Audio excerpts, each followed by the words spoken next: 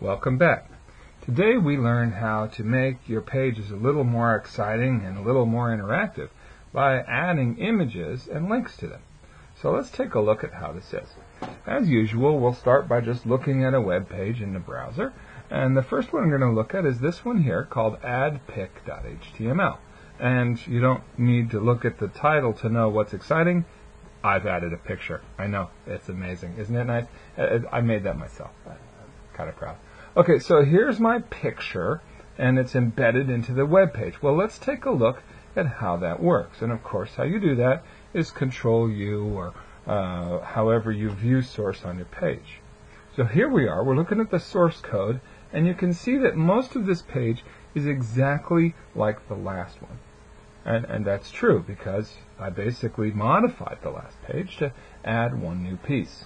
And of course, I've highlighted the part that's really new and exciting. There's only one new tag, and it's called the image tag.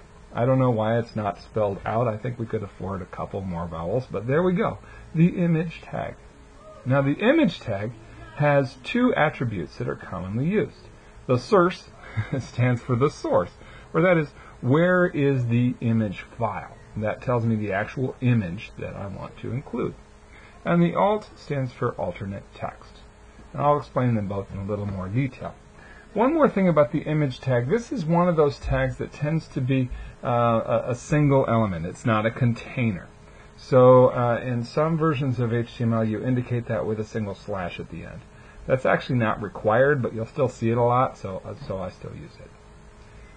Something else interesting about the image tag, it's embedded inside a paragraph. Once again, since the image is not a container, it ought to be inside something, and for lack of anything better to put it in, I'll just put it in a paragraph. By putting the image in its own paragraph, I'm making sure that it is not mixed in with the other one. It looks like two separate elements on the page. Okay, so let's take a look at the source and see what that's about. Well, the image source is gugu1.ping. Well, that's actually the name of a file. And that's really important because, see, all images are is a reference to another file.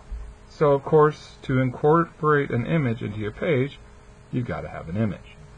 Now, what image should you use? That's a great question. Of course, you can get images very easily from the internet, but make sure if you do so that you have permission to use them. You don't want to get in trouble by using somebody's images without permission.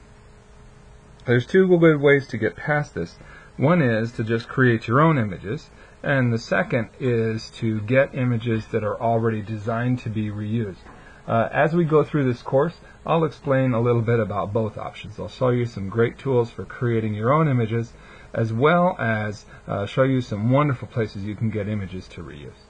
But for now, we're just going to presume I have this gugu1.ping. So there's that image.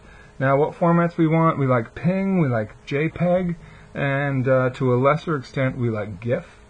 These are the most commonly used image formats on the internet, and so those are the ones we prefer. I tend to use PNG a lot. In HTML5, we can also use another format, but we won't worry about that too much yet because it's not that commonly used. So we'll typically use PNGs because they're very powerful and very well compressed. Now, something else to notice. You know, I didn't say what drive this is on. I didn't say C:\\Andy's files or desktop or anything like that. And that's because, well, web pages are designed to go on the internet. Exactly where it is isn't really that important. So since I didn't specify any of that stuff, what it's assuming is it's going to be able to find a file called gugu1.ping in exactly the same directory that this document, the source code document, is stored. So when you have a bunch of images you want to put in a web page, you just make a folder and put your web page and all the images in the same folder. You can make it more complicated than that, but let's not at first. Let's just make it work. Now, this is called a relative reference, and what it means is, well, I find this image by starting where I am. And that's usually the best way to go for game programming. The alternative is to do what's called an absolute reference, and that has the whole address, http:// and on and on and on and on.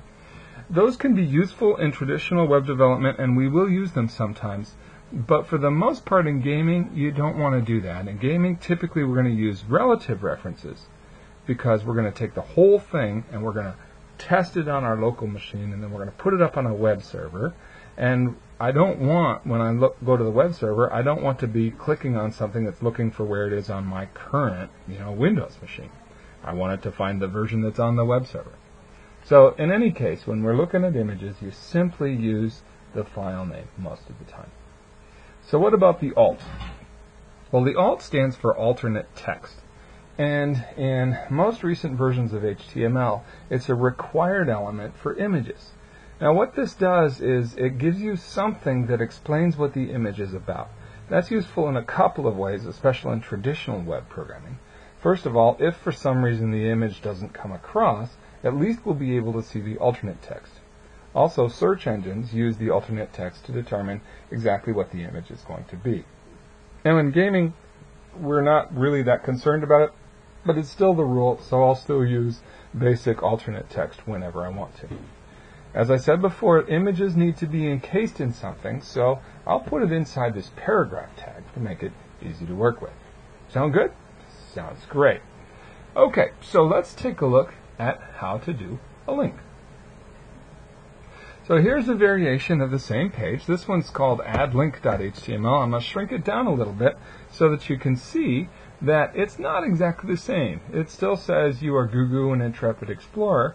Your goal is to become a game developer. Best of luck as you begin, so on. But now look at this. We've got this other text. It's blue. It's underlined. It's exciting. I know. And when I move my mouse over it, ooh, it gives me a little finger. I mean, it's like, hey, how you doing? Okay, that tells me it's clickable, whatever the operating system allows. Okay, that's clickable, so come on, should we do it? Let's do it. Come on, let's do it. All right, I clicked it.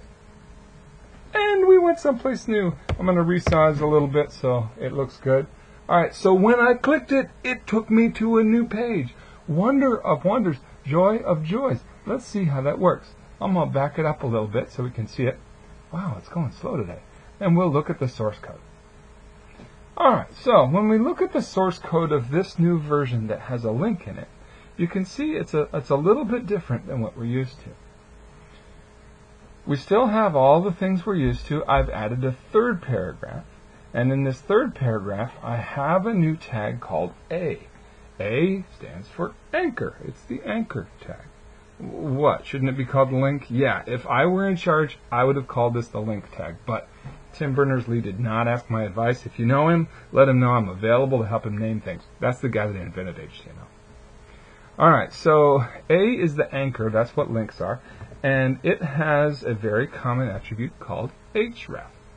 Href is hypertext reference. Okay, whatever that is. But what does that mean? That means, where do I find this thing on the internet? And you can see choosetool.html. Once again, this is a relative reference because I didn't put that whole HTTP business. So what I'm telling the browser is, hey, whatever directory you found this page, addlink.html, the one I'm in right now, you'll also find choosetool.html.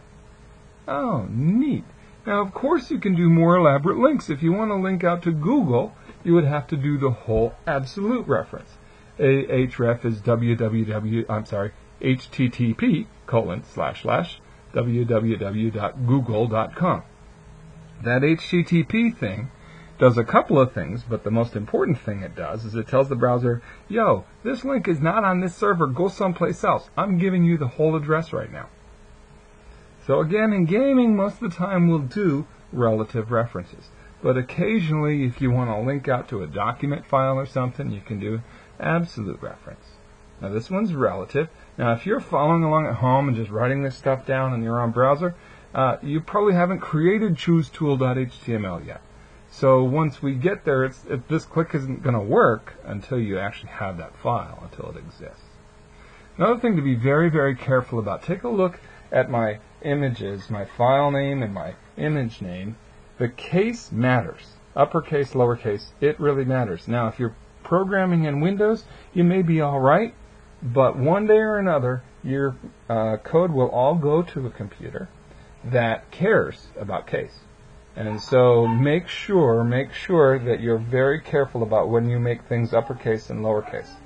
Also, I don't like to use spaces in the names of things because that causes problems later on. So typically whenever I name things, I'll make it all lowercase except to separate words, like the T in chooseTool.html. Okay, so here we are. We got the ahref equals chooseTool.html. That means when I click on the link, this is where my browser's going to go. Now, between the A and the /A is begin your adventure. And here's what's exciting. That's going to be the part of the page that's highlighted. And when the user clicks on it, well, I mean, it'll be blue and it looks clickable, so the user can click on it, and then they'll go to chooseTool.html. We'll try again to look at the page, and you can see, oh, begin your adventure. That looks linkable. That looks clickable. We can click on it, and it should take us where we want to go. Pretty cool, huh? Well, come back next time, and I'll show you some more exciting things about how we get all these nice colors and how we change the way that we can see the parts of the page. See you then.